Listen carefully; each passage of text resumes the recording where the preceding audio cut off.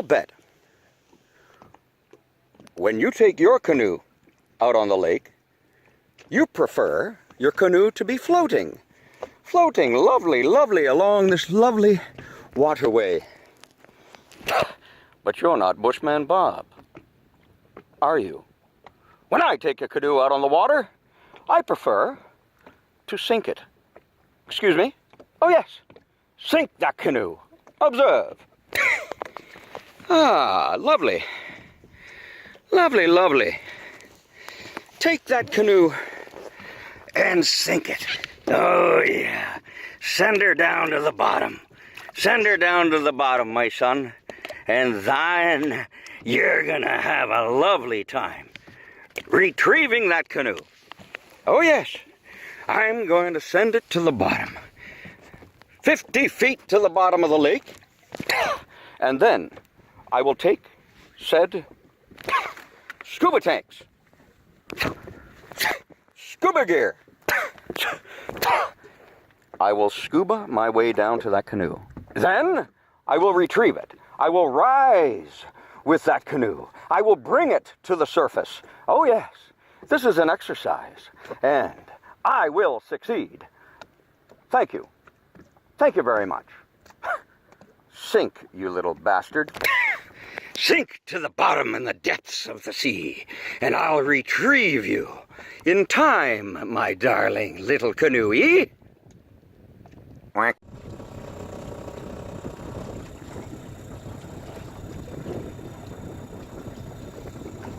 1967 Allison craft.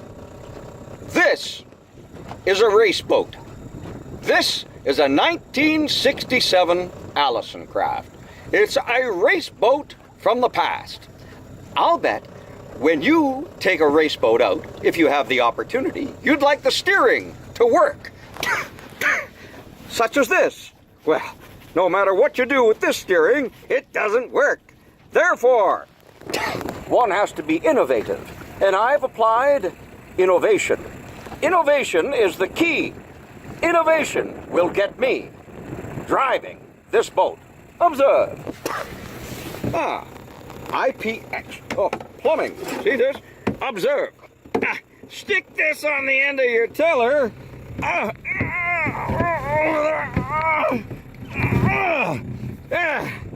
Beautiful. The engine is already running. Outstanding 15 horsepower Mercury. Oh yes, bucket seat, and here we go. Observe, this is how you drive a boat. When the steering breaks, hook up the tiller. Thank you. Thank you very much.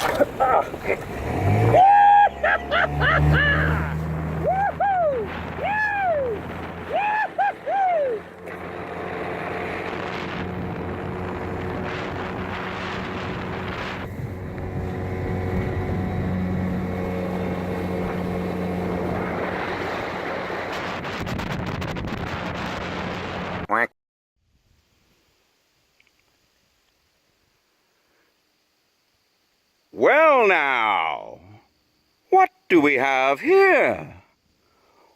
What do we have here so special? This is a wild mushroom. This is maitake.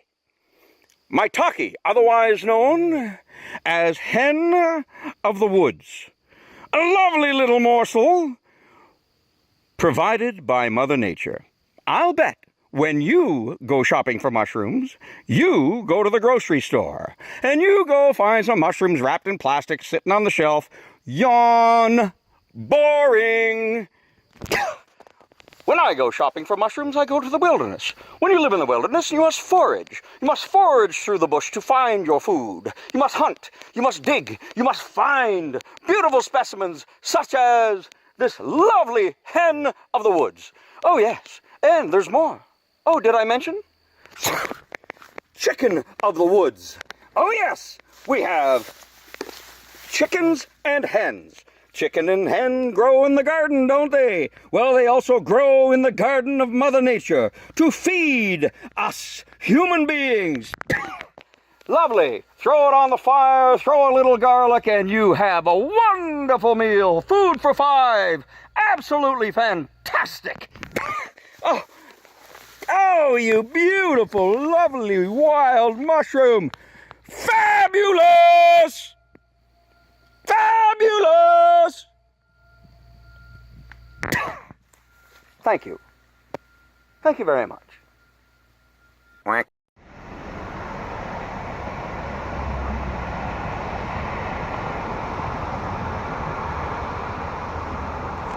Interesting.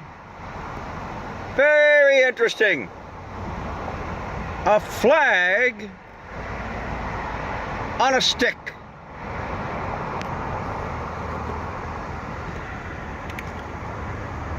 A flag on a stick.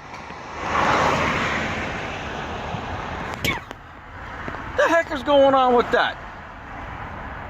It's not a flag on a pole, it's a flag on a stick. Therefore, it's a flagstick. Not a flagpole, it's a flagstick. Flagstick.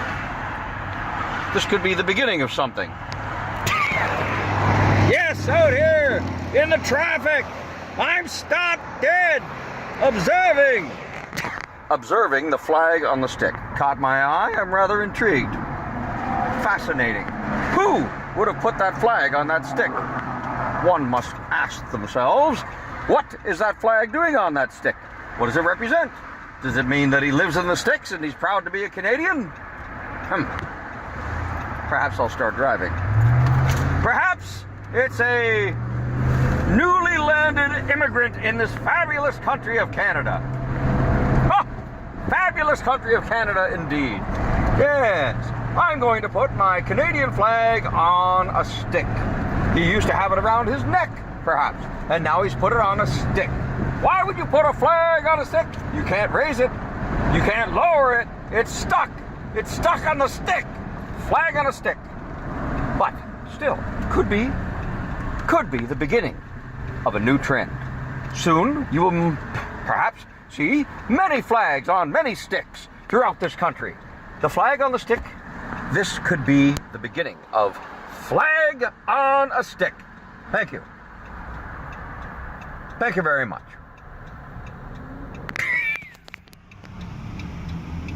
Quack.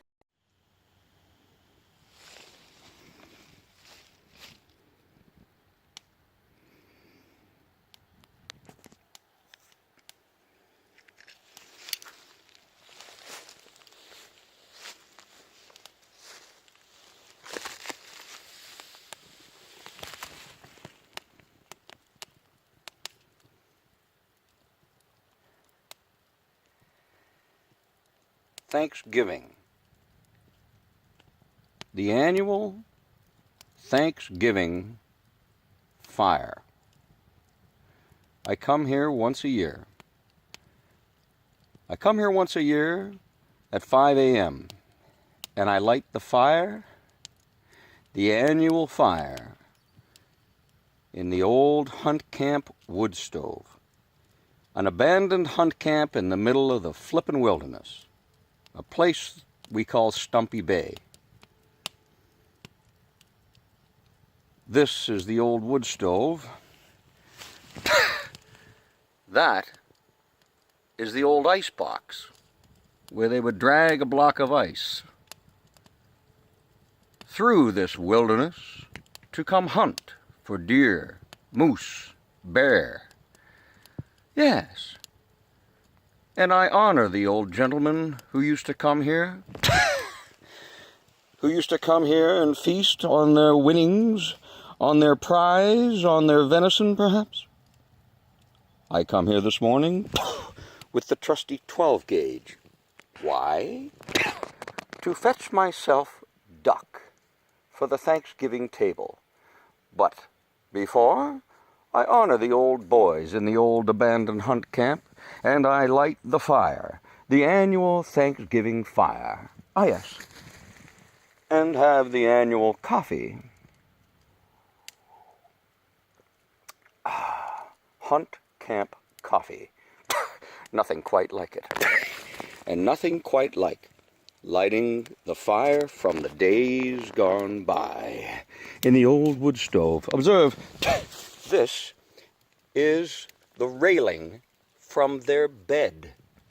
Oh my God, these men of the times past, the men that used to come here and trudge themselves through this wilderness to find themselves here at Stumpy Bay, in their log cabin, which is now long gone, I might add. You find yourself in your concrete and block dwellings, and you think you're quite something, don't you?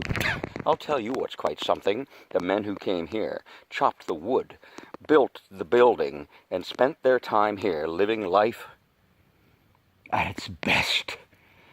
As I find myself here, living life at its best. Thank you. Thank you very much. Read 'em and weep, city dwellers. Quack.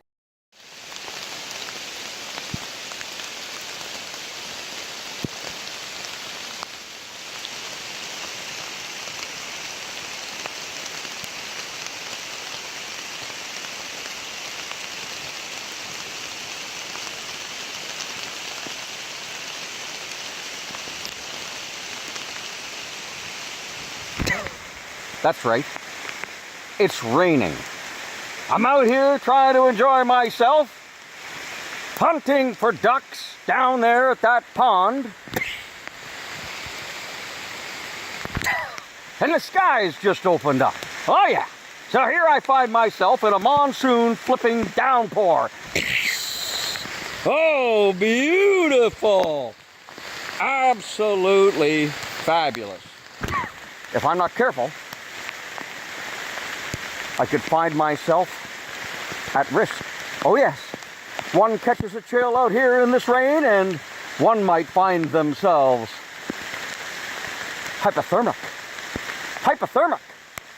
One might find themselves hypothermic. Well, that would be a disaster now, wouldn't it? Not I. Not I. I'm hot-blooded. Hot-blooded. Check it and see. I got a fever of 1,000 degrees. Don't worry, I'm not gonna get hypothermic.